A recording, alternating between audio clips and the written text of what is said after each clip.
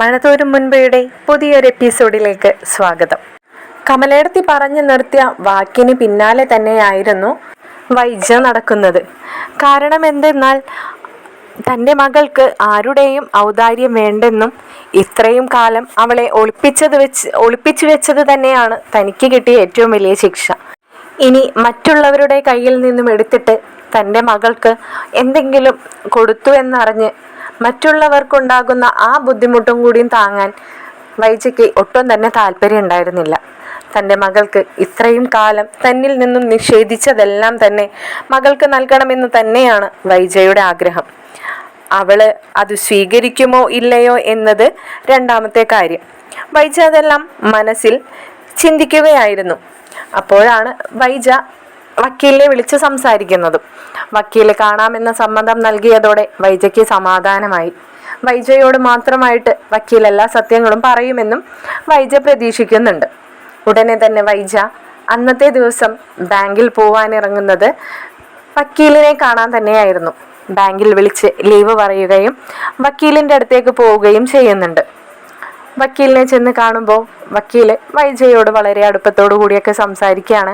അവരെ കുടുംബവിശേഷങ്ങളൊക്കെ പരസ്പരം പങ്കുവെക്കുന്നുമുണ്ട്.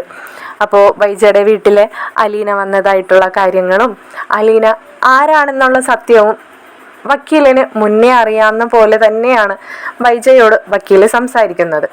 അപ്പോൾ വൈജയ്ക്കും ആ കാര്യത്തിൽ ഒരല്പം അതിശയമൊക്കെ തോന്നുന്നുണ്ട്.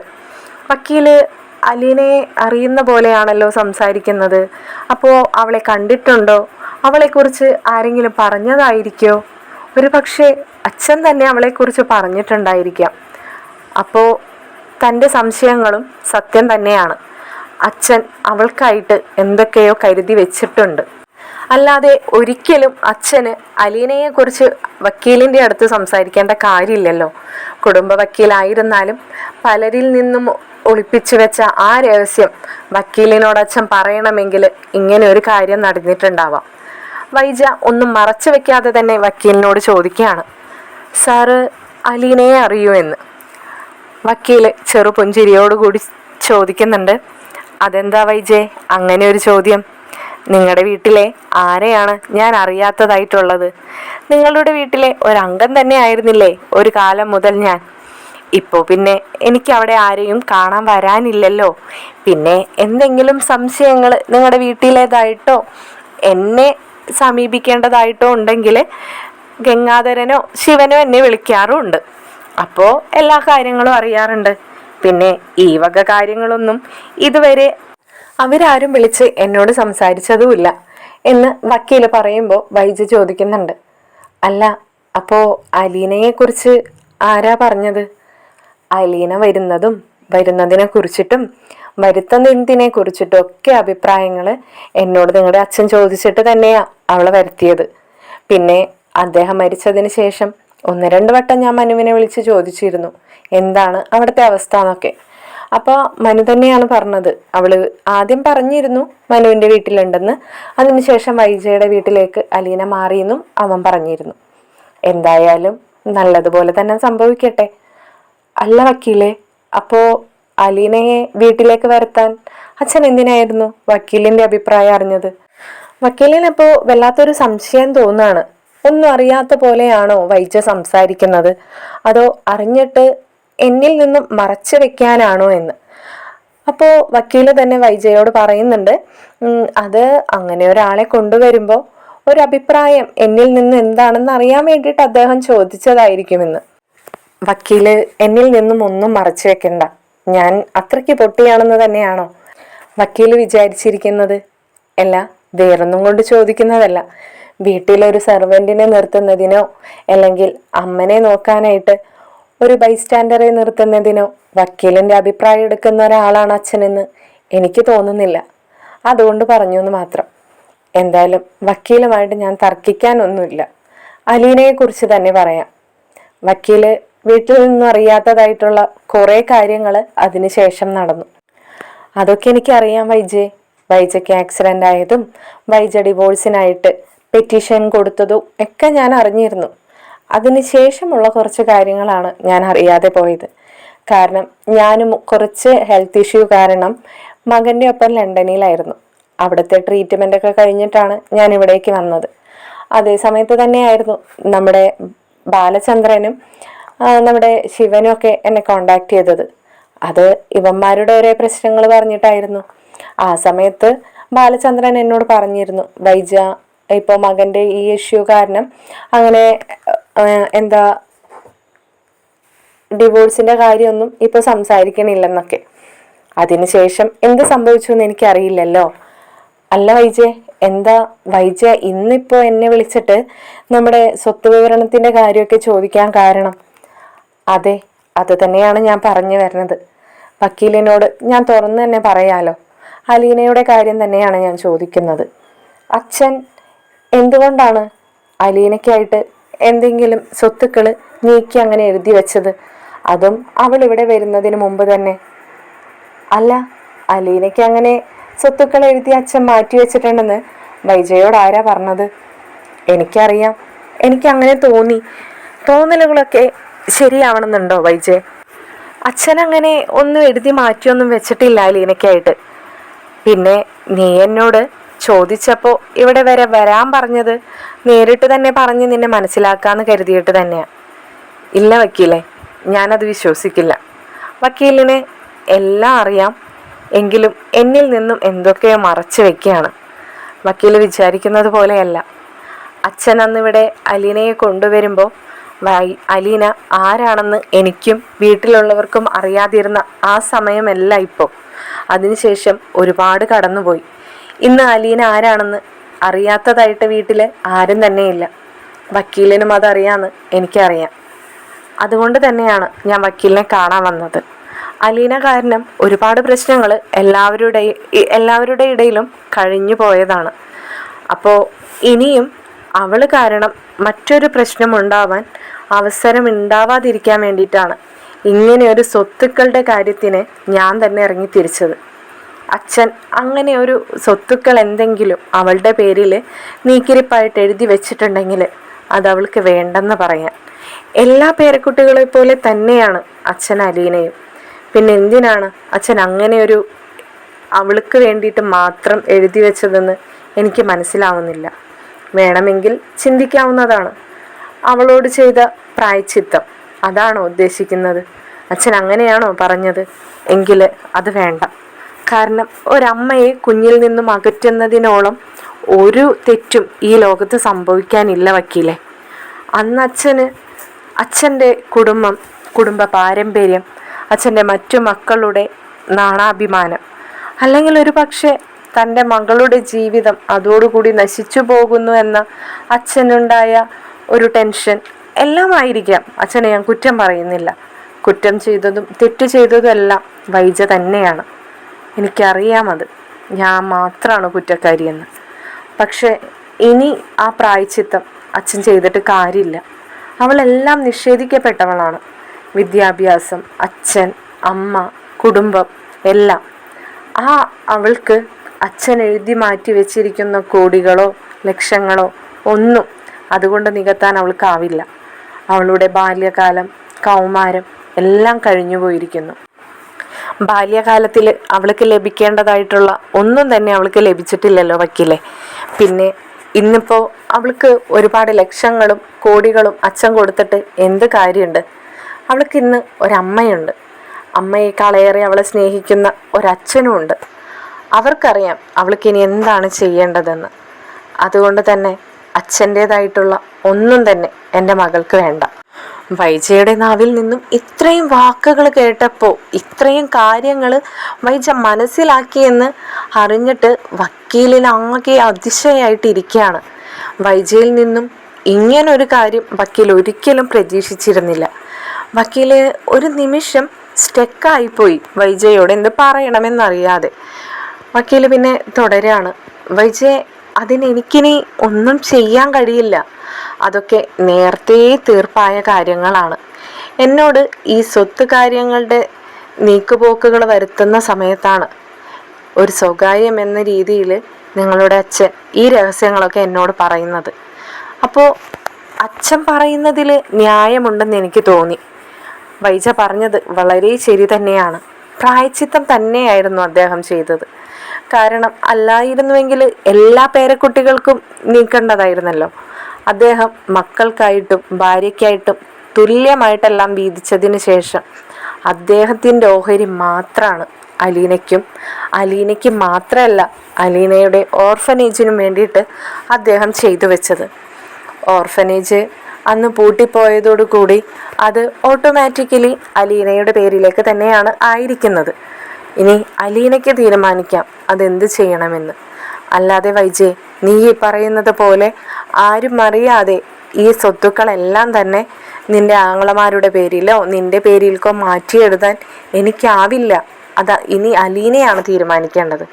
അലീന പോലും അറിയാതെ അവളുടെ പേരിലുള്ളത് നീ പറഞ്ഞതുപോലെ തന്നെയാണ്, കോടികൾ തന്നെയാണ് വൈജെ.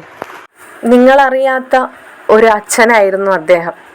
കാരണം ഒരുപാട് വിഷമിച്ചിരുന്നു അദ്ദേഹത്തിൻ്റെ അവസാന കാലങ്ങളിൽ.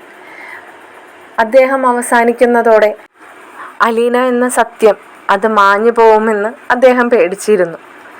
അതുകൊണ്ട് തന്നെയാണ് അദ്ദേഹം ഇങ്ങനെ ഒരു സ്വത്തുക്കൾ അവളുടെയും ഓർഫനേജിൻ്റെയും പേരിൽ എഴുതി വെച്ചതും എന്നോട് അദ്ദേഹം മരിച്ചതിന് ശേഷം അവളെ പോയി കാണണമെന്നും ഇങ്ങനെയൊക്കെ ചെയ്തു വെച്ചിട്ടുണ്ടെന്നും പറഞ്ഞ് അവളെ ഏൽപ്പിക്കണമെന്നും പറഞ്ഞത്.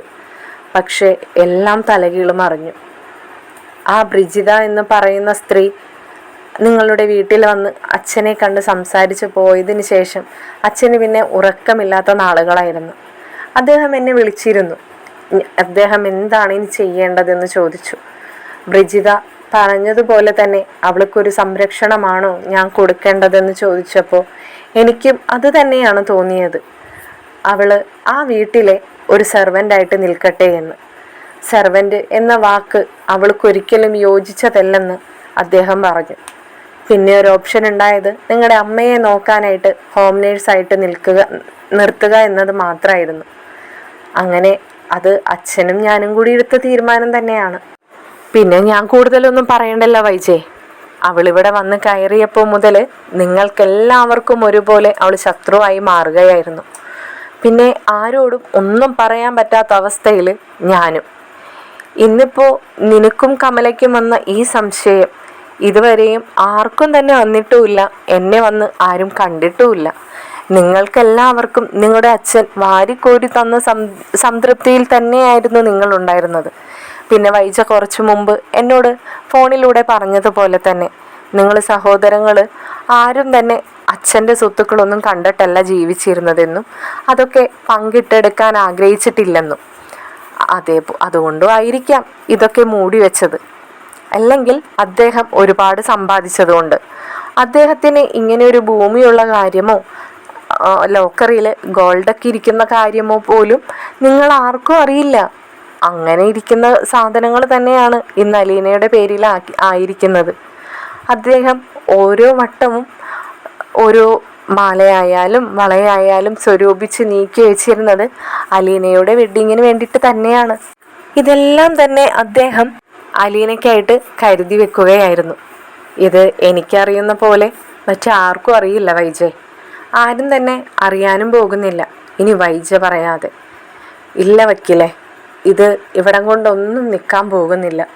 വക്കീല് പറഞ്ഞതുപോലെ ഞങ്ങൾക്കും അമ്മയ്ക്കും ഒരു പടി മുൻപിലാണ് അലീനയ്ക്കായിട്ട് അച്ഛൻ ചെയ്തു വെച്ചിരിക്കുന്നതെന്നറിയുമ്പോൾ എന്തായാലും പ്രശ്നം ഉണ്ടാവും. ഇനി ആര് പ്രശ്നം ഉണ്ടാക്കിയില്ലെങ്കിലും കമലയിടത്ത് ഇത് വെറുതെ വിടാനൊന്നും പോകുന്നില്ല. അതിന് കമലയ്ക്കിതിൽ എന്ത് ചെയ്യാൻ കഴിയും വൈജയ്? വൈജ ടെൻഷൻ അടിക്കാതിരിക്കൂ. കമല പുറത്തുനിന്ന് വന്ന ഒരാളാണ്. പിന്നെ ഇതിൻ്റെ പിന്നാലെ പോകാൻ പറ്റിയവര് ശിവനും ഗംഗാധരനും രാജീവനുമാണ്. അവർ പോവുകയാണെങ്കിൽ അതിൻ്റെതായ രീതിയിൽ നമുക്ക് കാര്യങ്ങൾ നീക്കാം. പിന്നെ വൈജി പറയുന്ന പോലെ അലീനയ്ക്ക് അതൊന്നും വേണ്ട എന്ന് അവൾ പറഞ്ഞാൽ തീരാവുന്നതേ ഉള്ളൂ. പിന്നെ ഈ കിടക്കുന്ന അച്ഛൻ എഴുതി വെച്ചിരിക്കുന്ന സ്വത്തുക്കൾ അവൾക്ക് ഇഷ്ടമുള്ള പേരിൽ അവൾ മാറ്റി എഴുതി കഴിയും. അതോടുകൂടി ആ പ്രശ്നം കൂടി സോൾവ് ആയില്ലേ? നിങ്ങളുടെ 4 ആളെ പേരിലേക്കോ അല്ല വൈജയ്ക്ക് വേണ്ടെങ്കിൽ മറ്റുള്ളവരുടെ 3 പേരുടെയും പേരിലേക്ക് അല്ലെങ്കിൽ 3 ഭാഗിച്ചിട്ട് എങ്ങനെ വേണമെങ്കിലും അത് അലീനയ്ക്ക് ചെയ്യാവുന്നതാണ്. വൈജ അതിൽ ഇങ്ങനെ ഓർത്ത് ടെൻഷൻ അടിക്കേണ്ട കാര്യമൊന്നുമില്ല. വേണ്ട വക്കീലെ, അച്ഛനെ ആരും വെറുക്കണ്ട ഇതിൻ്റെ പേരിൽ. വൈജയ്, നിങ്ങൾ എന്തൊക്കെയാണ് ഈ പറയുന്നത്? അച്ഛനെ എന്തിനാണ് മറ്റുള്ളവർ വെറുക്കുന്നത്? അതും ഇങ്ങനെ ഒരു പേര് പറഞ്ഞേ. വൈജയ്, ഞാനിത് സ്വകാര്യമാക്കി വെക്കേണ്ട കാര്യമായിരുന്നു. വൈജയോടായിട്ട് പറയണമെന്ന് അഭ്യർത്ഥിച്ചത് കൊണ്ട് മാത്രമാണ് ഞാനിത് പറഞ്ഞത്. ഇത് ഇനിയും കുറേ കാലം തന്നെ ഇത് ഒരു മറയായിട്ട് നിൽക്കുന്ന കാര്യമാണ്. ഇപ്പോഴെങ്ങും അലീനയ്ക്ക് കൈമാറാനൊന്നും പോകുന്നില്ല. അവളുടെ വിവാഹ സമയത്ത് മാത്രമാണ് ഇതൊക്കെ കൈകാര്യം ചെയ്യാൻ അവൾക്ക് കൊടുക്കുള്ളൂ. ആ സമയത്ത് അവൾ എന്താണെന്ന് വെച്ചാൽ ചെയ്തോട്ടെ വൈജയ്. വേണ്ട വക്കീലെ, അലീനയോട് ഞാൻ സംസാരിച്ചോളാം. അലീനയുമായിട്ട് ഞാൻ വന്നു കഴിഞ്ഞാൽ ഉടനെ തന്നെ ഇതിൻ്റെ നീക്കുപോക്കുകൾ ഉണ്ടാക്കണം. അവൾക്ക് വേണ്ട, അവൾ അത് ആഗ്രഹിക്കുന്നുമില്ല. സോറി വൈജയ്, എനിക്ക് ഈ കാര്യത്തിൽ ഒന്നും ചെയ്യാൻ കഴിയില്ല. അദ്ദേഹം എന്താണോ എന്നെ പറഞ്ഞ് ഏൽപ്പിച്ചിരിക്കുന്നത് അതിൻ്റെതായ രീതിയിൽ മാത്രമാണ് നിയമ നടപടികൾ മുന്നോട്ട് പോവുള്ളൂ. വൈജ പോവാൻ നോക്ക്. എനിക്ക് കുറേ കാര്യങ്ങൾ ചെയ്തു തീർക്കാനുള്ളതാണ്. എനിക്കിന്ന് കോടതിയിലൊരു കേസും ഉള്ളതാണ് വൈജയ്. ഇപ്പോൾ ജൂനിയേഴ്സ് വരും, അവരുമായിട്ടൊരു ഡിസ്കഷനൊക്കെ ഉണ്ട്. വൈജ പോവാൻ നോക്ക് എന്ന് വക്കീൽ വൈജയെ ഒഴിവാക്കുകയാണ്. വൈജ വക്കീലിനോട് പറയുന്നുണ്ട് എന്നെ ഹെൽപ്പ് ചെയ്യണമെന്ന്. അപ്പോൾ വീണ്ടും പറയുന്നുണ്ട്, ഞാൻ പറഞ്ഞല്ലോ എനിക്കങ്ങനെ വൈജയെ ഹെൽപ്പ് ചെയ്യാനായിട്ട് സാധിക്കില്ല. കാരണം എല്ലാം നിയമപരമായിട്ട് തന്നെ മുന്നോട്ട് പോകും. പിന്നെ നിന്നോടുള്ളൊരു അടുപ്പം കൊണ്ട് മാത്രമാണ് ഞാൻ ഈ കാര്യങ്ങളൊക്കെ പറഞ്ഞതെന്ന്. വക്കീൽ ഒരു പൊടിക്ക് പോലും സമ്മതിക്കുന്നില്ലെന്ന് കണ്ടപ്പോൾ വൈജ ഇരുന്നിടത്ത് നിന്നും പോകുകയാണെന്ന് പറഞ്ഞ് എഴുന്നേൽക്കുകയാണ്. മുറിക്ക് പുറത്തേക്ക് കിടക്കാൻ നേരം വൈജ ഒരിക്കൽ കൂടി വക്കീലിൻ്റെ അടുത്തേക്ക് തിരിച്ച് നടന്നു വന്നിട്ട് പറയുന്നുണ്ട്, വക്കീലെ, ഇതൊരിക്കലും കമലേടത്തി അറിയാൻ ഇടവരരുത്. ഇത് അലീന അറിയുന്നത് വരെ മറ്റാരും അറിയരുത്. അലീന അറിഞ്ഞു കഴിഞ്ഞാൽ ഒരിക്കലും അവളുടെ സ്വഭാവം വെച്ചിട്ട് അവളിത് സ്വീകരിക്കില്ലെന്ന് എനിക്ക് ഉറപ്പുണ്ട്. അതുകൊണ്ടാണ് ഞാൻ പറയുന്നത്, ഇത് ഒരിക്കലും തന്നെ മറ്റൊരാൾ അറിയരുത്. ആ കാര്യത്തിൽ വൈജയ്ക്ക് എന്നെ പൂർണ്ണമായിട്ടും വിശ്വസിക്കാം. എന്നിൽ നിന്നല്ലാതെ ഈ രഹസ്യം മറ്റൊരാളും അറിയാൻ പോകുന്നില്ല. രണ്ടാമത്തെ കാര്യം, ഞാൻ ഇതൊന്നും തന്നെ ആരോടും പറയാനും പോകുന്നില്ല. പിന്നെ ഇപ്പോൾ വൈജയോട് പറഞ്ഞത്, വൈജയ ഇതറിയണമെന്ന് എനിക്ക് തോന്നി, അതുകൊണ്ട് പറഞ്ഞതാ.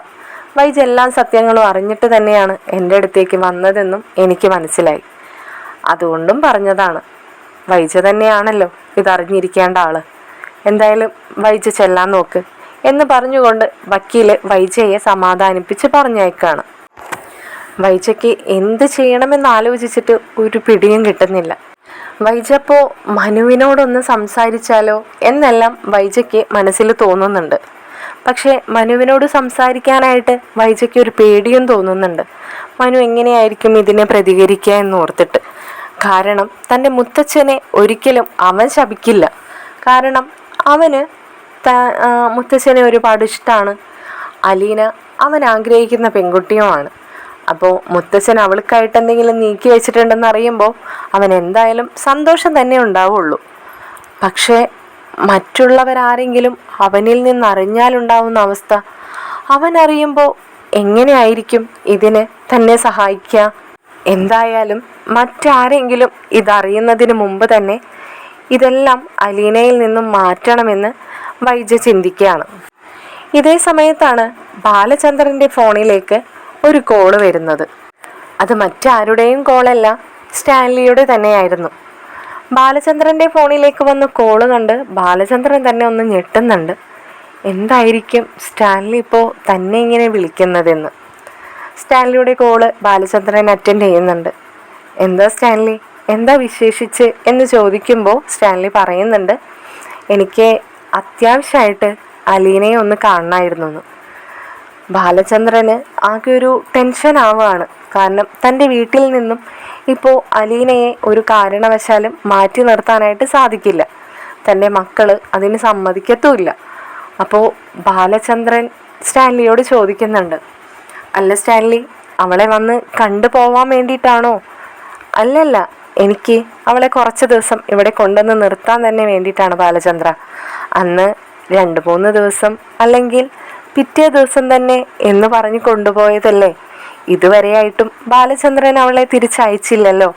കഴിഞ്ഞ ദിവസം ഞാൻ വിളിച്ചിരുന്നു, അപ്പോഴും അവൾ പ്രത്യേകിച്ചൊന്നും പറയുന്നില്ല. അച്ഛൻ പറഞ്ഞില്ല, അച്ഛൻ പറയുമ്പോൾ വരാം എന്നൊക്കെയാണ് അവൾ പറഞ്ഞുകൊണ്ടിരിക്കുന്നത്. അപ്പോൾ തന്നെ എനിക്ക് മനസ്സിലായി ഈ കാര്യത്തിൽ അവൾക്ക് അവളുടേതായിട്ടൊരു തീരുമാനമില്ലെന്ന്. ബാലചന്ദ്രൻ പറയുന്ന പോലെ മാത്രമേ അവൾ തീരുമാനമെടുക്കത്തുള്ളൂന്ന്. അപ്പോൾ എനിക്ക് തോന്നി ബാലചന്ദ്രനെ തന്നെ നേരിട്ട് വിളിക്കാമല്ലോ എന്ന്. അതാ ഞാനിപ്പോൾ വിളിച്ചത്. ബാലചന്ദ്രൻ എന്താ പറയുന്നേ? ഞാൻ ഇന്ന് വൈകുന്നേരം തന്നെ വരട്ടെ അവളെ ഇങ്ങ് കൊണ്ടുപോരെ? ബാലചന്ദ്രന് എന്ത് പറയണമെന്നറിയുന്നില്ല. കാരണം അദ്ദേഹത്തിൻ്റെ മകളാണ് എന്ന് പറഞ്ഞുകൊണ്ട് ബാലചന്ദ്രൻ തന്നെയാണ് സ്റ്റാൻലിയെ കൂട്ടിക്കൊണ്ടുവന്നതും അലീനയെ അദ്ദേഹത്തിൻ്റെ കയ്യിൽ ഒരു സമയത്ത് ഏൽപ്പിച്ചതും. എല്ലാം മണ്ടത്തരമായി പോയോ എന്ന് ബാലചന്ദ്രന് ഒരു നിമിഷം ചിന്തിച്ചു പോവാണ്. ബാലചന്ദ്രൻ്റെ മറുപടിയൊന്നും ഇല്ലാതെയായപ്പോൾ സ്റ്റാൻലി ചോദിക്കുന്നുണ്ട്, ബാലചന്ദ്രൻ ഒന്നും പറഞ്ഞില്ല.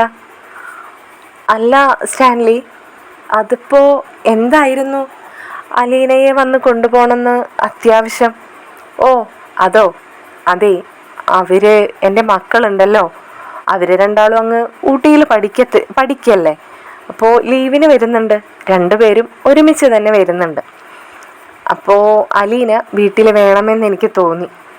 അലീനയുടെ പെരുമാറ്റം എല്ലാവരിലും വളരെ പോസിറ്റീവായിട്ടാണ് ഉൾക്കൊള്ളാൻ കഴിയുന്നത്. ഞാൻ ബാലചന്ദ്രനോട് മുന്നേ പറഞ്ഞിട്ടുണ്ടല്ലോ, എനിക്ക് പെട്ടെന്നൊന്നും അലീന ആരാണ് എന്ന സത്യം അവരോട് പറയാൻ പറ്റത്തില്ല. എൻ്റെ വീട്ടിലും വൈജയെക്കുറിച്ചൊക്കെ അറിയാമെങ്കിലും ഇങ്ങനെയുള്ള കാര്യങ്ങളൊന്നും തന്നെ അവരറിഞ്ഞിട്ടില്ലല്ലോ ബാലചന്ദ്ര.